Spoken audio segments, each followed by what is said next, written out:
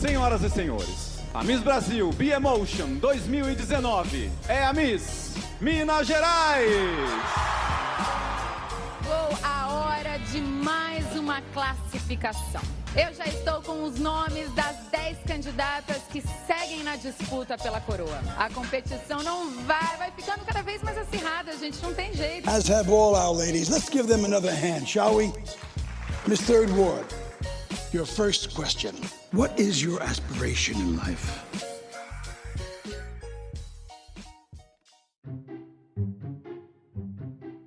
Olá para você aí, seja muito bem-vindo ao Em Cúpula Eu. Esse aqui é um podcast onde eu apresento uma breve revisão das maiores peculiaridades da humanidade. E esse aqui é o episódio 5. Hoje nós vamos ver as raízes da ditadura da beleza e o que ela de fato representa para nossa sociedade. Mas antes disso, a gente tem que se perguntar o seguinte: o que faz você sentir atração? E por quê? A ideia em mesa aqui é provar que assim como eu, você, todos nós somos muito mais do que um rostinho bonito. Então sem mais delongas, vamos nessa.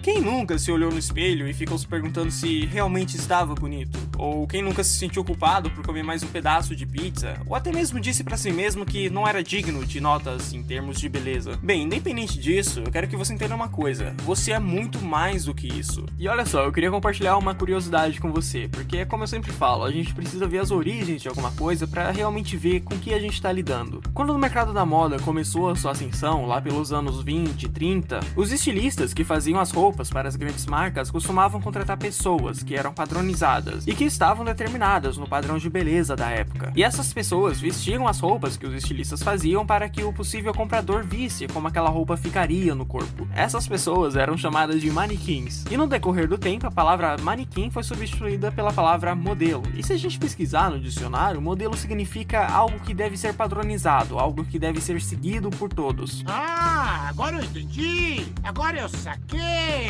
Agora todas as peças se encaixaram! Enfim, eu só queria compartilhar esse fato com vocês que eu achei bem interessante a origem dessas palavras. Mas vamos voltar para a nossa revisão. E antes de irmos pro julgamento da ditadura da beleza, eu quero que você saiba quais são os fatores que fazem alguém sentir atração por alguém. Porque afinal, o que faz alguém ser considerado atraente? Os cientistas dizem que o ser humano é um ser biopsicossocial. Nem existe isso, você tá inventando palavra. Eu sei, pode parecer uma palavra estranha, mas é bem fácil de entender, olha só. Isso significa que a nossa personalidade é baseada nas influências dessas três categorias: a biológica, a psicológica e a social. Indo pro assunto desse episódio, eu acho que podemos definir a beleza com base nesses três lados do ser humano. Então vamos começar pelo lado biológico da beleza. Nós, seres humanos, compartilhamos várias características com outros tipos de animais, e principalmente com os primatas. E a evolução nos trouxe grandes respostas para o nosso presente. E nos mostrou que, ao decorrer da evolução, a vida em geral passou a ter a habilidade de se adaptar aos ambientes. E a gente pode ver esses exemplos nas baleias, que até alguns milhares de anos atrás eram animais terrestres, que foram migrando para o ambiente aquático, e foram perdendo as características físicas, como rabo e patas, e foram tendo nadadeiras, por exemplo. E a evolução também priorizou a adaptação em ambientes sociais, porque quanto mais grupos você tem, mais as chances são de sobrevivência daquela espécie. E o seu cérebro, assim como o meu, consegue identificar indivíduos saudáveis, que possam garantir a sobrevivência da espécie. Em outras palavras, você é capaz de identificar os melhores parceiros sexuais. E antes das coisas começarem a ficar um pouco mais caliente por aqui, eu queria falar que o nosso cérebro, essa parte do nosso cérebro, é chamada de instintiva, porque possui características de sobrevivência. Uma coisa que todos nós, como seres humanos, compartilhamos é um padrão de beleza natural. E esse padrão foi formado por milhares de anos, através da evolução das espécies e das habilidades para formar uma geração mais forte e saudável. E assim, de um ponto de vista biológico, existem pessoas que não são atraentes, e por mais cruel que isso seja, é a verdade. Mas isso representa apenas uma pequena porção da sociedade. Mas de novo, esse é apenas o lado biológico falando. Não vamos esquecer que temos mais dois lados na balança, então nem tudo tá perdido. Mas enfim, existe um espectro da beleza da espécie humana e ele funciona mais ou menos assim. Universalmente, em grosso modo, as mulheres são biologicamente atraentes quando elas possuem uma proporção entre a cintura e o quadril. E também quando elas têm o busto mais largo do que a cintura, aquele famoso proporção peito-barriga. O que pode demonstrar talvez uma maturidade sexual e que aquela mulher possui mais chances em sobreviver sobreviver no parto. E para os homens, em grosso modo, eles são biologicamente atraentes quando possuem um tórax em forma de V, uma cintura estreita e ombros largos, o que demonstra que aquele homem é o mais qualificado para proteger e copular. E agora vamos para a nossa sessão de terapia, vamos adentrar no lado psicológico da beleza. Quando somos crianças, nossos pais se tornam nossos primeiros objetos de amor, então é através da família que a gente constrói nossa visão de relacionamento. Se a família transmite amor, proteção e carinho, a criança vai crescendo na base desses princípios e vai valorizando ações que seus pais a transmitiram. Por exemplo, se uma criança cresce em um lar com uma família acolhedora, amorosa, incentivadora, ela vai crescer um adulto que vai transmitir esses valores em seus relacionamentos sociais. E quando a criança faz o contrário, isso pode trazer graves consequências, como uma distorção da imagem em si mesmo. Se sua família te disse várias vezes que certo padrão de beleza é feio ou repulsivo, é bem provável que você vai crescer acreditando nisso e que vai transmitir esses aprendizados para os seus próprios relacionamentos. E Freud disse a seguinte frase uma vez: Sua Majestade, o bebê. Ele queria se referir ao investimento feito pelos pais da criança na formação do ego do bebê. O ego é a imagem que você tem de si mesmo, é a parte que determina as ações e os instintos de indivíduo sobre a realidade. Então, para a criança se tornar um adulto psicologicamente saudável, ele deve ter esse período de atenção, que é mostrado para ele que ele está em um ambiente acolhedor e seguro, para que ele possa crescer confiante de si mesmo e que possa fazer laços sociais mais fortes e saudáveis. Mas resumindo um pouco, o lado psicológico da beleza se trata dos valores transmitidos para você durante o período da formação da sua personalidade. E é nesse período que a criança vai aprendendo o que é certo e errado, o que ela deve ou não fazer, o que é bonito e feio. Então é primordial que os seus valores sejam transmitidos de uma forma correta e justa também. E terminando a nossa sessão de terapia, vamos para o lado social da beleza. E atenção para esse aqui, porque ele consegue ser mais forte e mais insistente do que os outros dois, aquele velho motivo, né, o instinto de sobrevivência. Para você entender um pouco melhor, vamos voltar lá para 2012, quando um estudo mostrou que os babuínos são mais parecidos com a gente do que a gente pensa. Por exemplo, quando você olha para uma tribo de babuíno, você sempre vê que o macho alfa, ou seja, o macho que lidera a tribo, é aquele mais forte, o mais alto, aquele que melhor defende contra as agressões do ambiente. E a fêmea alfa, a fêmea líder da tribo, ela geralmente é a melhor em achar comida e também é aquela mais atenta aos sinais de perigo, o que faz com que ela coloque em proteção as outras fêmeas e filhotes, que não têm uma sensibilidade tão forte. E o engraçado nesse estudo é que os outros machos e as outras fêmeas do grupo sempre tentam ser como os alfas, ou seja, eles tentam ser mais fortes e protetores como o macho alfa e mais atentas e que consigam achar as melhores comidas, como as fêmeas alfas. E também foi demonstrado que a posição de dominância dessas tribos acabam gerando estresse para os alfas. Então, por mais que eles possam ter mais poder, comem a melhor comida e podem acasalar com os melhores parceiros, eles parecem se sentirem estressados pela responsabilidade gerada pela dominância. E isso te parece um pouco familiar? Porque é exatamente assim que nós fazemos. Os padrões de beleza sempre foram impostos pelos membros alfas da nossa sociedade, e esses padrões são transmitidos para a família, e que dessa forma é como se fosse uma mecanização de valores. E sim, nós ainda escolhemos os alfas da nossa sociedade, porque o ser humano é um ser extremamente hierárquico. Um exemplo claro e vívido disso foi uma experiência pessoal durante o ensino médio, onde a maioria dos garotos, e até mesmo eu, queria ser igual ao garoto mais popular, e eu via que isso acontecia nas meninas também. E eu cheguei numa conclusão que a adolescência é realmente a nossa fase mais primitiva. Quando você é jovem, tudo faz sentido porque você é burro. Mas enfim, fica aqui a pergunta. Atualmente, quem são os novos alfas? Na história humana, a definição de beleza sempre foi ditada para a sociedade, e a gente pode ver isso nas estátuas gregas, nos quadros da Renascença e até mesmo nos filmes de hoje em dia. Mas o modo de quem ou o que dita a definição de beleza mudou drasticamente nos últimos séculos, e olha só por quê. No decorrer da evolução social do ser humano, a gente conseguiu criar objetos que nos ajudaram a organizar e sistematizar a nossa sociedade, como o dinheiro. E o dinheiro, se você olhar bem, não passa de um construto da nossa imaginação coletiva. É sério, pensa só, o dinheiro não nasce na natureza, e uma simples nota de 100 reais não tem valor nenhum para um gorila ou para um pinguim, por exemplo. E o dinheiro não se limita em cédulas e moedas,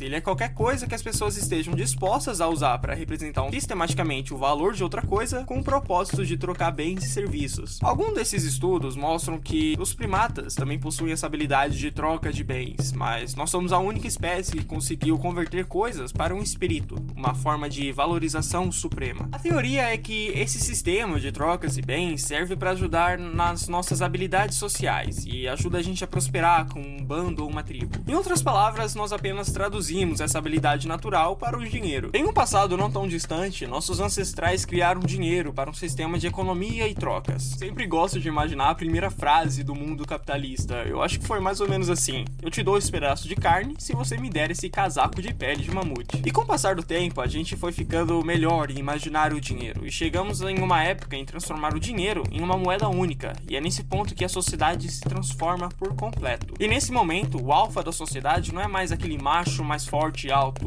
ou a fêmea mais atenta e cuidadosa, e sim aquele que tiver mais dinheiro, e dinheiro significa influência. A escritora Naomi Wolf diz em seu livro O Mito da Beleza que, desde a Revolução Industrial, as mulheres ocidentais são controladas por estereótipos, e isso cria uma espécie de alucinação inconsciente que tem sido muito lucrativa para a indústria da beleza. E hoje, nossos machos e fêmeas alfas aparecem nos nossos celulares, nas televisões e até mesmo nos nossos carros. Quem tem a caneta para ditar as regras são a indústria do entretenimento, os meios de comunicação em massa e até mesmo a indústria da beleza e do cosmético. E eles conseguem fazer isso através de propagandas, como filmes e séries, e essas indústrias transmitem para o espectador um desejo em ser igual àquela pessoa rica, famosa e bem-sucedida. Algo parecido com a tribo de babuínos que a gente ouviu aqui atrás. Mas aqui vai o detalhe, a gente pode até esquecer disso algumas vezes, mas nós não somos babuínos. Somos muito mais inteligentes do que um babuíno, e a gente tem a capacidade de lutar contra os nossos próprios preconceitos, coisa que nem o mais forte babuíno é capaz de fazer. E esse modelo de beleza e sociedade foi criado por todos nós, de uma certa forma, e a gente não tem culpa por isso, por consumir ou aderir a esses padrões de beleza, porque nós somos agentes passivos desse processo. Só que infelizmente são negócios que trazem muito lucro para as grandes corporações, e raramente você vai ouvir de uma empresa que o desejo dela não é ganhar dinheiro e se manter no topo. A verdade é que elas querem continuar na posição de alfa. Só tem um preço, que é a autoestima de cada um. Por quê? Porque não é possível criar um modelo de beleza a ser seguido por todas as pessoas, porque ninguém é igual. E acima de tudo, não podemos falar que existe um padrão de beleza. Como vimos na explicação do ser humano como um ser biopsicossocial, a beleza depende de cada um de nós. Eu não sou igual a você, e nem você a mim, então meus gostos e desgostos vão ser completamente diferentes do seu. E o problema eu acho que é justamente esse, quando você apenas enaltece uma beleza específica, e fazendo isso você cria uma minoria, você cria injustiça, porque você não tá levando em conta a felicidade da maioria, a preocupação com o bem comum e o respeito pela liberdade de escolha de cada pessoa. E é algo que a gente explorou de forma superficial no episódio Fazendo a Coisa Certa. E desse jeito você acaba criando dor e sofrimento para a população que não vai se encaixar nesses padrões. Justamente isso que eu vou abordar com você no próximo bloco, após uma pausa para eu beber água.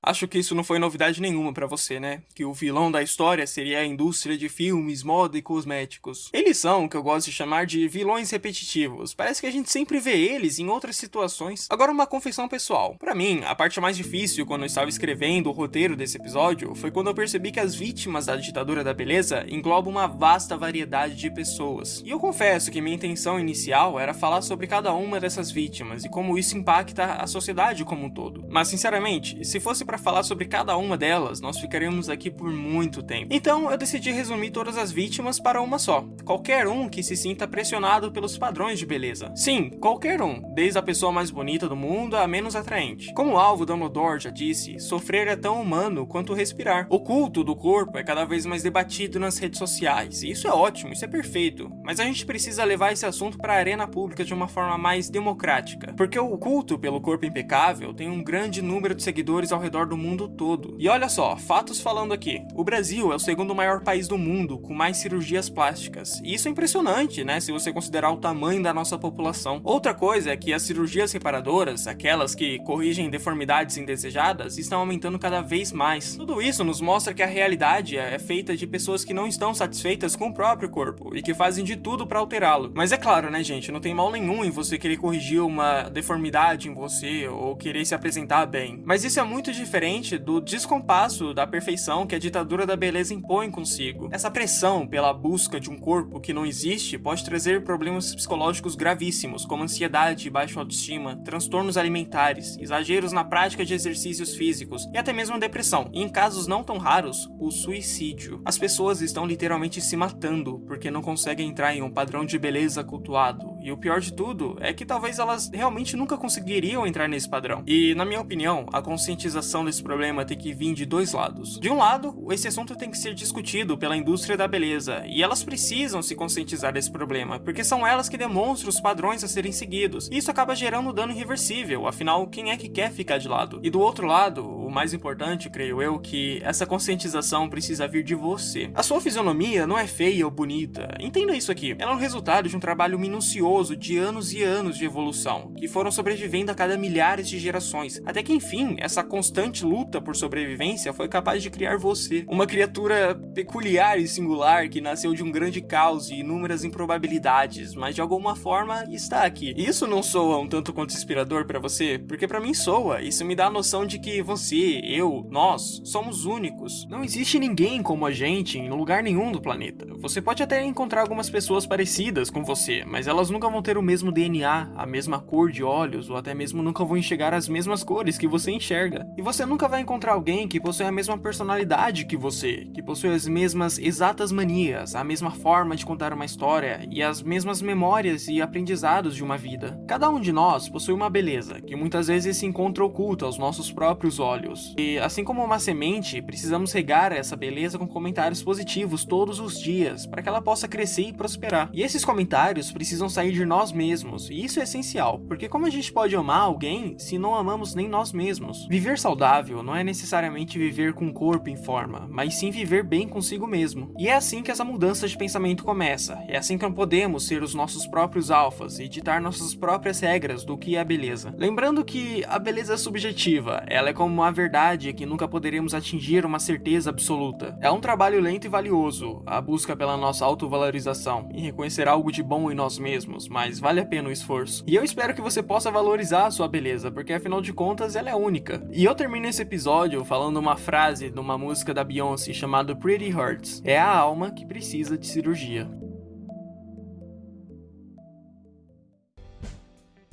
E obrigado se você continuou até aqui. E aí, o que achou dessa peculiaridade da humanidade? Eu espero que você tenha gostado, que tenha chegado na conclusão que, beleza, não é uma conta de matemática, onde se você somar 1 mais 1 sempre vai ser 2. E ela não é uma certeza absoluta para todas as pessoas. Quem dita as definições de beleza é você mesmo. E olha só, se você gostou da revisão de hoje, eu me inspirei nesse assunto através de uma breve leitura do livro O Mito da Beleza, de Naomi Wolf. E a parte do ser humano como um ser biopsicossocial eu tirei de alguns artigos acadêmicos da Cielo. E também do já citado aqui, Sapiens, uma breve história da humanidade. E eu queria aproveitar também e pedir desculpas, porque eu errei no episódio anterior. Eu tinha dito que a Anne Hathaway estava em De Repente 30, mas acontece que não era ela. Mas quem fez realmente foi a Jennifer Garner, só que na minha cabeça sempre foi a Anne Hathaway, então desculpa. E eis aqui um teaser para o nosso próximo episódio. Eu encontrei um dragão na minha garagem. Será que você pode me ajudar a tirar ele de lá? Mas calma, você precisa dos equipamentos certos para me ajudar. No próximo episódio, vamos finalmente abordar a questão dos alienígenas, superstição atual ou um fato ocultado da sociedade. E essa é a minha deixa. A gente se ouve por aqui na próxima vez.